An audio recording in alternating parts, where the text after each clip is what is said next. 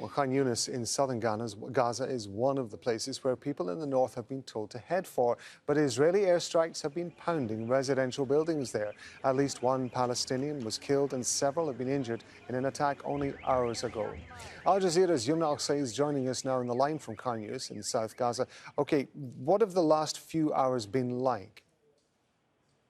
Well, Rob, the bombardment hasn't stopped even here in Khan Younis and in Rafah, where thousands of people are and thousands more are still coming. And the two governorates are extremely packed up with people, even over their capacity. And yet the bombardments are still going on in different areas in both governorates. And in between them. While in the northern Gaza Strip, we're still hearing the bombardments in Tell al-Hawa, in the west of Gaza City, in the northern part of Gaza Strip, in Beit Hanun and in Beit Lahia.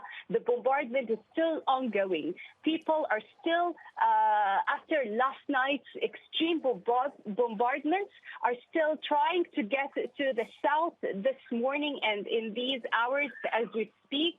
We still know a lot of people who are trying to head south despite the full capacity of the entire two governorates.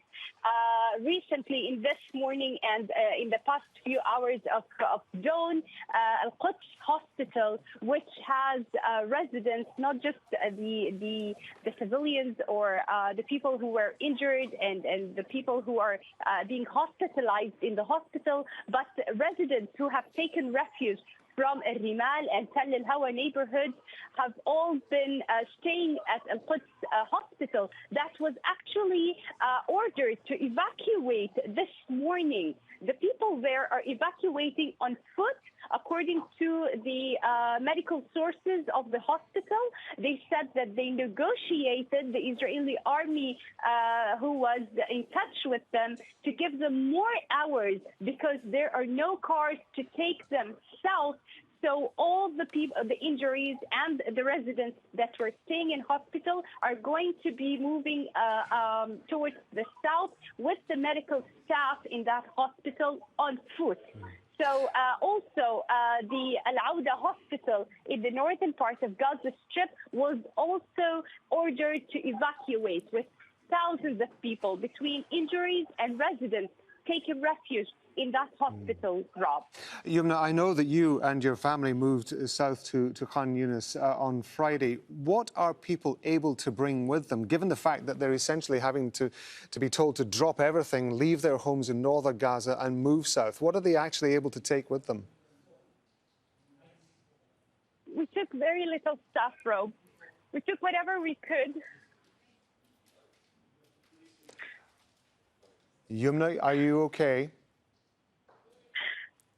I'm okay, but the situation is extremely terrible. We have no electricity, we have no water, we have no internet. I could gather whatever I could gather in just a few hours for my children and all the families the same. It's not just me. This is how all the families are. And we just took little food and drink with us. And there's a shortage, an acute shortage of food in the shops, in supermarkets everywhere. We literally can barely find water and food and everything. We're just shut out of the whole world. Youmna, I understand, of course, we all do, that this is very difficult for you, your family, and, of course, all those trying to move towards Khan Younis. Given the fact that the people in Khan Younis are already under a lot of stress and already in a very difficult situation, how are the people of Khan Younis coping with the influx of people from the north? How are they trying to help people who are arriving in their town?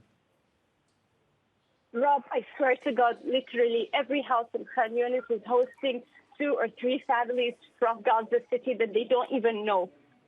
People who have relatives here in Khan Younis have gone to their relatives in addition to neighbors from their buildings in Gaza City, and they're hosting them in their homes. Every single home. Like, I'm staying in a 100 meters apartment with 3 other families.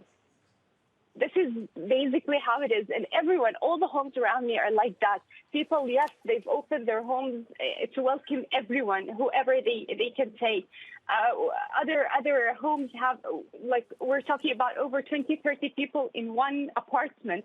This is how it is. But people are just saying at least they would find a shelter, a roof on their top to take shelter in from the bombardment and to stay in, since they're forced to evacuate. And yet we're still getting calls from so many people we know asking us if there's space around us, if we know anyone that they still have space to host them with them.